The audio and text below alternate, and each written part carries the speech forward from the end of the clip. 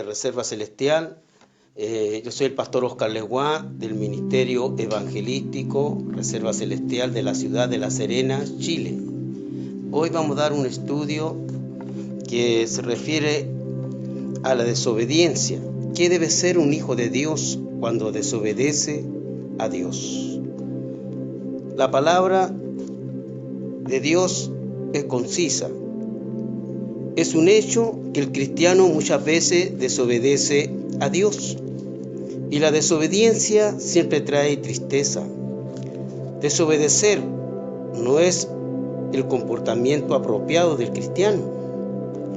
El cristiano es feliz cuando obedece los preceptos del Señor. Todos los personajes de la Biblia, aunque fueron santos, alguna vez cometieron actos de desobediencia. Moisés se encolerizó por la dureza del pueblo. Eso lo encontramos en Números, capítulo 20, del 1 al 13. Abraham mintió. Eso también lo encontramos en Génesis, capítulo 12, verso 13. Ahora, pues di que eres mi hermana, para que me vaya bien por causa tuya, y viva mi alma por causa de ti. Y dijo Abraham de Sara, su mujer, es mi hermana. Y Abimelech, rey de Gerar, envió y tomó a Sara. Ahí encontramos que Abraham mintió. Y también encontramos a David, fue adúltero y homicida. Eso lo encontramos en 2 de Samuel, capítulo 11. Pedro negó al Señor. Eso lo encontramos en Marcos 14, del 66 al 72. Capítulo 14, verso 66, verso 72. La Biblia, sin embargo, no encubre ni disimula el pecado de nadie. Ella nos narra los casos de las caídas que tuvieron los siervos de Dios de aquellos tiempos, para enseñarnos que Dios siempre desaprueba el pecado y para advertirnos de las consecuencias tristes de la desobediencia. ¿Qué debe hacer entonces el cristiano cuando peca? Debe hacer 4 cosas. Primero, debe de arrepentirse. El arrepentimiento es el antídoto del pecado. Arrepentirse es sentir dolor y pesar por lo malo de lo que uno ha hecho. Realmente no pasa mucho tiempo sin que el verdadero Hijo de Dios se arrepienta de su pecado. A decir verdad, no puede permanecer toda su vida haciendo lo que desagrada a Dios. Si alguno, llamándose cristiano, pecara y no se arrepintiera, podría indicar que es una persona que todavía no está realmente convertida. El arrepentimiento es una fuerza espiritual que quita el obstáculo que estorba a la comunión con el Señor. El arrepentimiento hace posible el perdón y no hay otra cosa que el cristiano pueda hacer con su pecado, sino arrepentirse de él. El arrepentimiento es un ejercicio constante en la vida del cristiano. La Biblia también nos dice cómo los siervos de Dios se arrepintieron después de cometer actos indignos de su vocación. En el Antiguo Testamento sobresale el caso del rey David, Salmo 51, y en el Nuevo Testamento el caso del apóstol Pedro. El gallo, dice la palabra de Dios ahí en Marcos 14, 72, el gallo cantó y la segunda vez. Entonces Pedro se acordó de la palabra que Jesús le había dicho: antes que el gallo cante 2 veces, me negarás 3 veces. Y pensando en esto lloró Pedro. Pedro lloró amargamente por haber negado a su Señor. Le dolió en lo más profundo de su corazón. Y así también nosotros, cuando desobedecimos al Señor, debe de dolerle en lo más profundo de su corazón. Segundo, debe de confesar a Dios su pecado. Si hay arrepentimiento, también habrá confesión. Confesar es decirle a Dios que hemos hecho lo malo, reconociendo que hemos pecado contra Él. La Biblia habla muy claramente acerca de la confesión. Dios enseñó a su pueblo, el pueblo de Israel, la necesidad de la confesión. Aquella persona confesará el pecado que cometió y compensará enteramente el daño y añadirá sobre ello la quinta parte y lo dará a aquel contra quien pecó. Eso lo encontramos en Números capítulo 5, verso 7. La confesión era un requisito en la religión y en la vida espiritual de los israelitas. El salmista David confesó su pecado delante de Dios. Eso lo encontramos también en los Salmos y dice así: mi pecado te declaré y no encubrí mi iniquidad. Y dije, confesaré mis transgresiones a Jehová. Tú perdonaste la maldad de mi pecado. Salmo 32:5.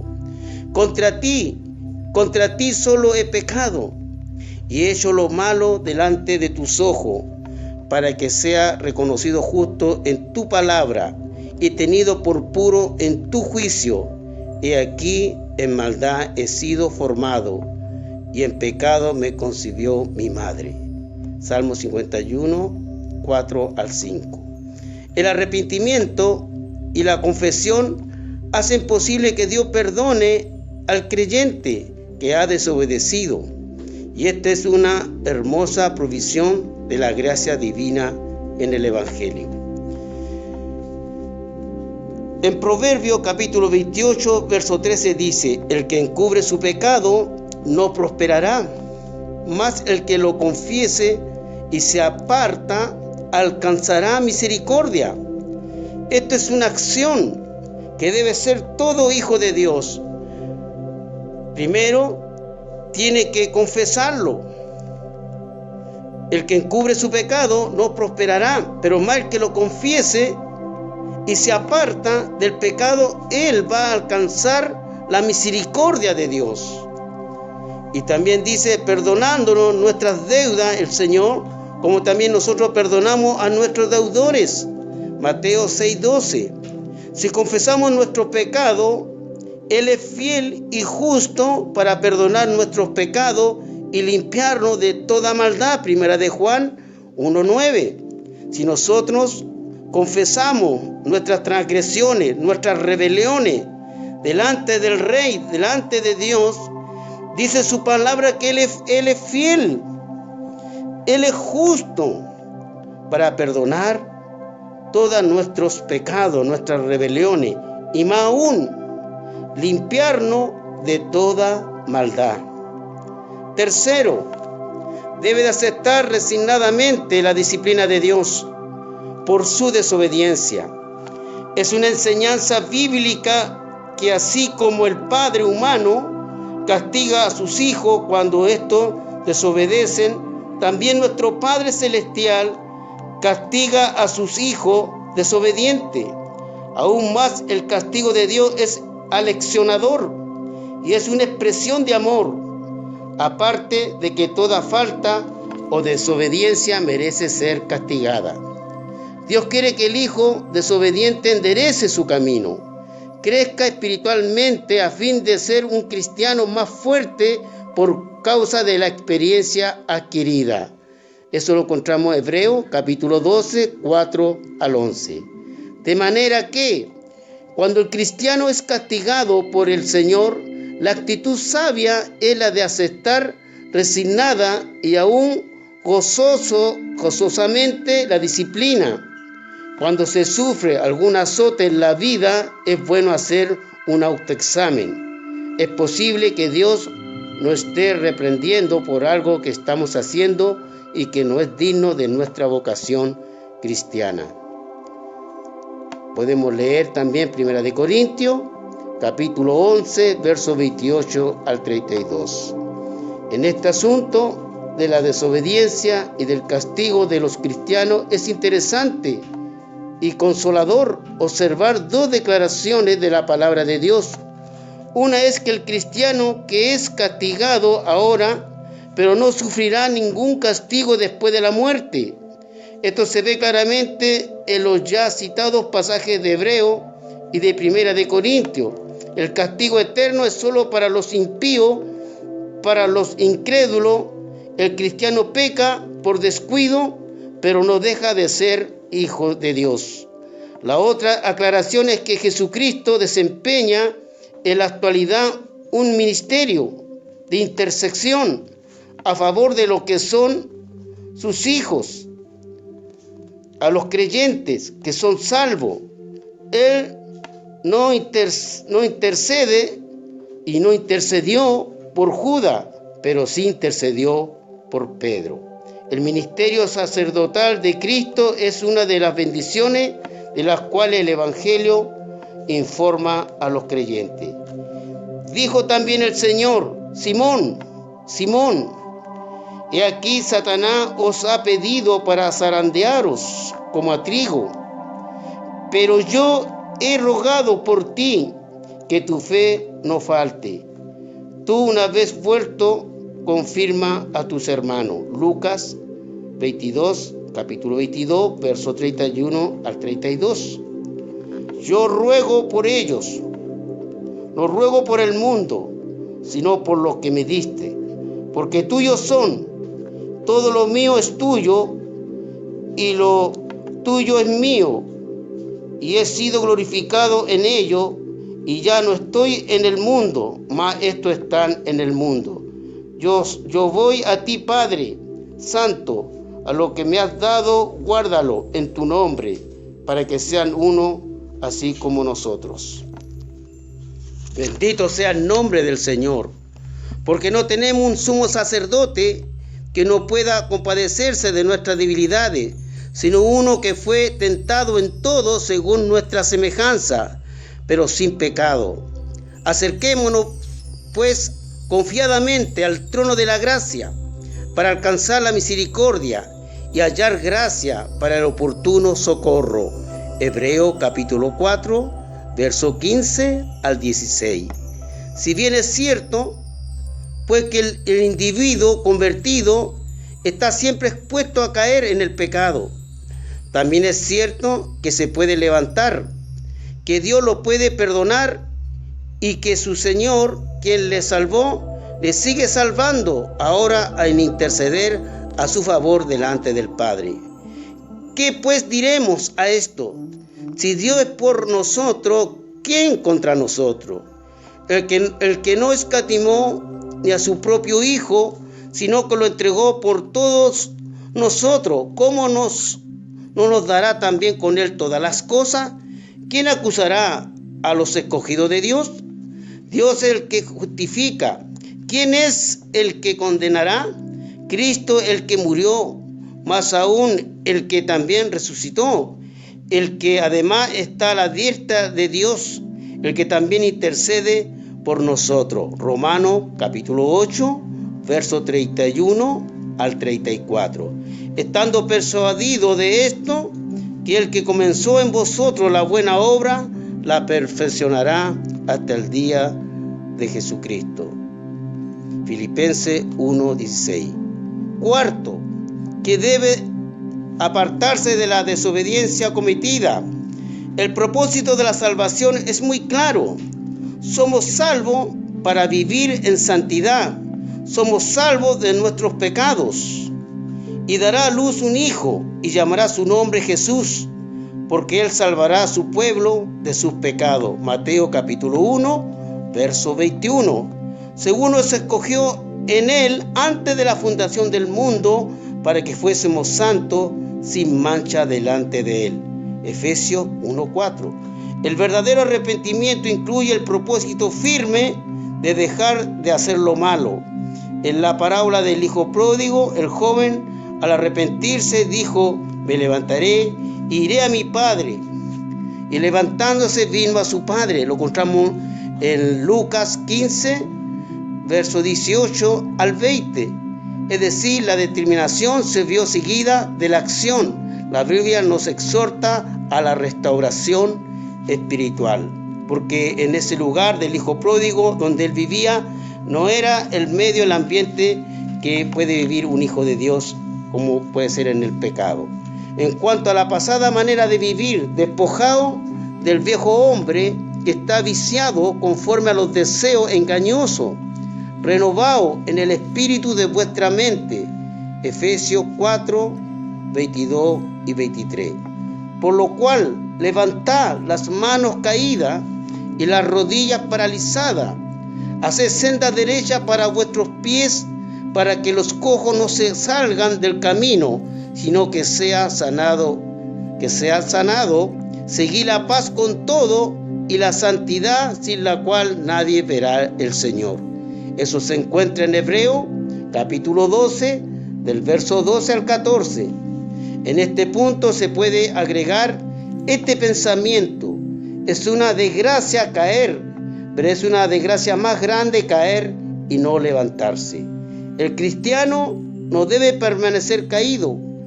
¿Cómo puede solazarse en una condición continua del pecado? ¿Acaso no le redarguye en su conciencia el Espíritu Santo? ¿Y acaso no se siente golpeado por la predicación de la palabra de Dios? Los llamados hermanos caídos son una vergüenza, un estorbo a la causa del Evangelio. Ello constituye un desafío tremendo para el ministerio. Hay que tener paciencia, que Dios nos dé sabiduría y mucho amor de parte del obrero del Señor. Que Dios bendiga este estudio para que usted pueda ponerlo por obra, pueda en su casa meditarlo. Este estudio de la palabra del Señor es de un evangelio puro. Yo me alegro porque es un libro muy importante que me lo regaló una hermana que está en los brazos del Señor, para que usted pueda meditarlo en su casa. Ahora que estamos en casita, tenemos el tiempo suficiente para poder meditar, estudiar, escudriñar la palabra de Dios. Hermanos amados, hermanas en el Señor, saludo al pastor de Santiago, René Pinto, al pastor Luis Pozo, al obispo Claudio López, de allá de Santiago. Que Dios les bendiga, y también a cada uno de los hermanos de esta congregación. Les saluda el pastor Oscar Leguá, de la ciudad de La Serena, Chile. Amén. Dios le bendiga. Vamos a orar. Amado Dios y buen Padre de la gloria, a través de Cristo, Señor, tu Hijo amado, te damos gracias, Señor, por este momento precioso, glorioso que usted nos da, Señor, de poder estar, Señor. Tal vez no estamos presentes en lo físico, pero en lo espiritual estamos, Señor, juntos, Señor. Dios mío, clamando, intercediendo, Padre, por esto que está aconteciendo a nivel mundial, Dios mío. Padre de la gloria, que los hijos de Dios puedan levantarse, Señor, como antorcha, Padre de la gloria, que puedan interceder, Dios de la gloria, por esta humanidad delante de ti, Señor. Solamente tú tienes el poder, Señor. Tú tienes toda autoridad, Padre de la gloria. Venimos a ti, Señor, como tus hijos, Señor. Dios de la gloria, ten misericordia, Señor, de cada uno de nosotros. Y fortalécenos, Señor. Danos gracias, Padre de la gloria. Toca a aquel que está alejado de ti, Señor.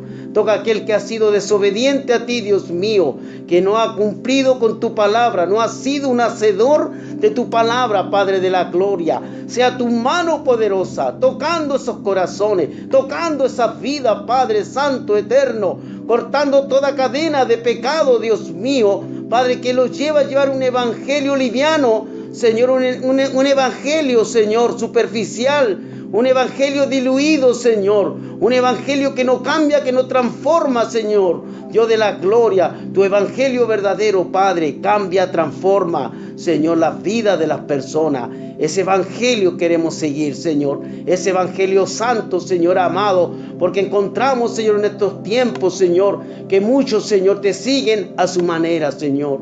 Padre de la gloria, quieren comer, Señor, es como ir a un restaurante y ellos van, se sirven lo que ellos quieren, Señor. Igual, Padre, como tipificando tu palabra. Muchos quieren, Señor, van a la iglesia, lo que ellos van, Señor, donde ellos quieren escuchar una palabra de lo que ellos quieren escuchar, Señor. Dios mío, pero tu palabra, Señor, es confrontacional. Padre, tu palabra no encubre el pecado, Señor.